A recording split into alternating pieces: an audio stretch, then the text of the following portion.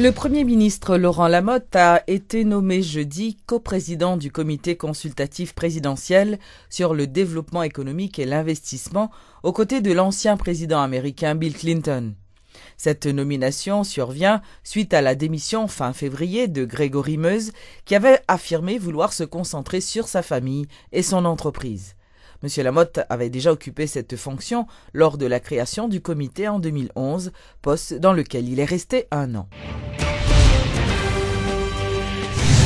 L'Union européenne et le Programme des Nations unies pour le développement, le PNUD, volent au secours du Conseil supérieur du pouvoir judiciaire, le CSPJ.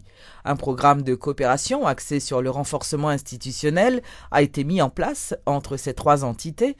Un atelier de 3 jours a aussi permis au CSPJ d'identifier ses faiblesses et à élaborer un plan de redressement. Selon le président du Conseil supérieur du pouvoir judiciaire, Maître Anel Alexis Joseph, la nomination des magistrats demeure une priorité pour son institution. En ce sens, une feuille de route contenant des activités à court, moyen et long terme vient d'être adoptée pour renforcer les structures organisationnelles du Conseil et améliorer le fonctionnement des cours et tribunaux au profit de tous les justiciables. Suite à ces diagnostics institutionnels visant le renforcement de ses capacités, le Conseil sera en mesure de finaliser un plan d'exécution de sa vision stratégique de son développement, faciliter la mise en place de la direction de l'inspection judiciaire ainsi que les mécanismes nécessaires à des missions d'inspection des cours et tribunaux afin de s'assurer que les juges exercent leurs fonctions de manière efficace et éthique.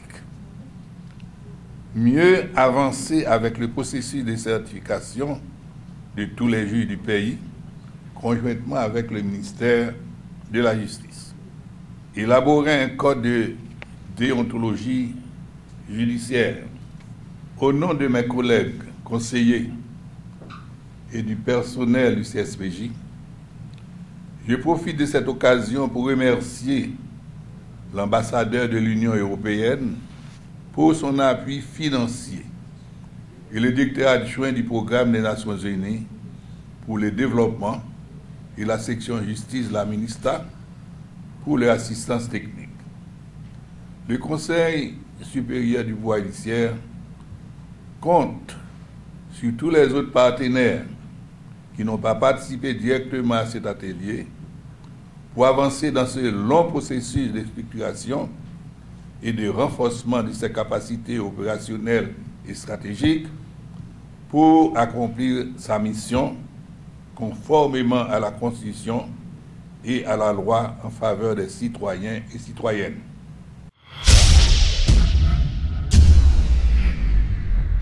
Haïti dispose désormais de sa carte électronique maritime. L'annonce a été faite ce vendredi par le directeur général du service maritime et de navigation d'Haïti, Frérel Normil, selon lequel cette carte devrait réduire le nombre de naufrages en haute mer. Pour la première fois, l'État haïtien a une version électronique 4 marines parce que le rôle de l'État c'est servir, c'est protéger vie avec bien.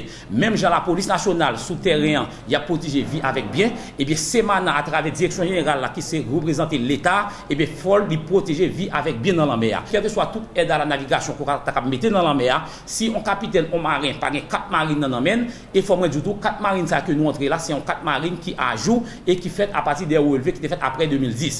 Marin yo, et bien automatiquement dans la mer, il faut gagner 4 ça à la disposition qui ba toutes coordonnées côté de récif dans la mer, côté que coordonnées récif là clairement identifié à partir des calculs mathématiques très avancés qui Jean Pierre a fait des levées bathymétriques, calculer profondeur d'eau côté qui pour bateau accosté et permettre que récif qui dans la mer yo identifié à partir des coordonnées bien déterminées et permettre que bateau yo capable passer sous en fait vigilance capitaine yo tout pour permettre que yo geta prendre côté récif là et yo contourner pour éviter en fait naufrage encore accident qui fait à cause que c'est en négligence ou bien que l'état pays ça pas identifier récif yo sous 4 marines et bien quel que soit dans port dans pays qui ont capitaine besoin on Catmarine. Et bien, je dis, l'État a traversé maintenant en mesure pour permettre que non seulement bateaux qui sont dans le cabotage national, mais bateaux qui sont dans le cabotage international, capable de posséder Catmarine ça à n'importe quel moment de la durée où tu as besoin d'utiliser les et pour être capable disponible pour eux parce que c'est rôle, c'est maintenant qui représente l'État pour assurer que toutes les conditions sont réunies pour que nous ayons en fait une navigation sûre et sécuritaire.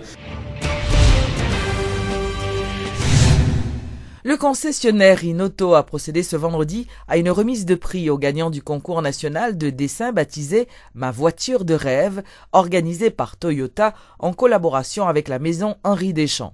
Selon Sylvie Larco de la Inoto, les dessins de plus d'une quinzaine d'enfants avaient été retenus. On a eu un premier travail éliminatoire parce que c'est un concours international, il y avait des normes à suivre que malheureusement certaines écoles n'ont pas suivies. Il y a eu des disqualifications automatiques, le size, les dimensions qu'il faut observer pour la feuille, qu'il ne faut pas écrire sur les dessins, ce qui est très important, ne pas mettre de sceaux. Donc il y avait certains critères qui malheureusement dans la foule qui n'ont pas été respectés. Donc ça a été un premier tri. Quand même sur les 700 dessins, nous avons eu quand même à choisir le gros du travail à plus d'une soixantaine de dessins. Et ensuite, on a diminué jusqu'à ce qu'on puisse difficilement arriver à nos 15 finalistes. Le but du concours, c'est de représenter Haïti dans le concours international du Japon.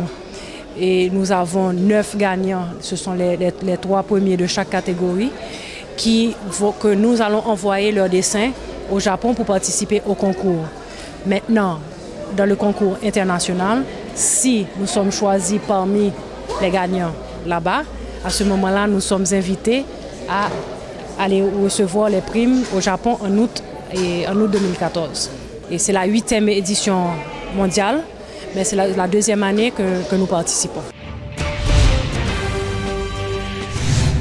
La Brasserie nationale d'Haïti, Brana, a clôturé ce vendredi son programme de recherche de compétences baptisé Talent Attraction Program. Réalisé durant l'année 2013-2014, l'entreprise avait sélectionné 15 jeunes étudiants finissants et diplômés des universités du pays. D'abord, c'était pour attirer les talents qu'on a besoin à la Brana pour remplir les postes vacants qu'on a toujours. Deuxièmement, c'était aussi bien sûr un but pour renforcer les institutions éducatives en Haïti.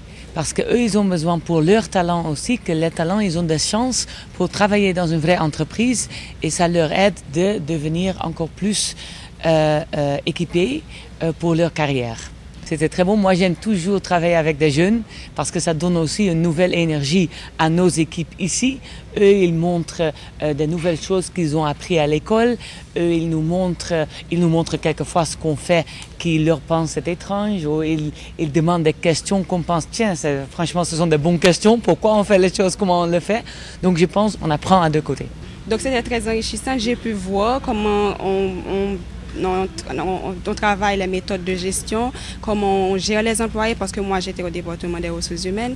Donc j'ai pu voir le côté pratique de tout ce que j'avais appris à l'école. Donc c'était pas très difficile, mais c'était vraiment très très enrichissant. Pour moi c'était la cohésion, parce que on implique les stagiaires dans la décision.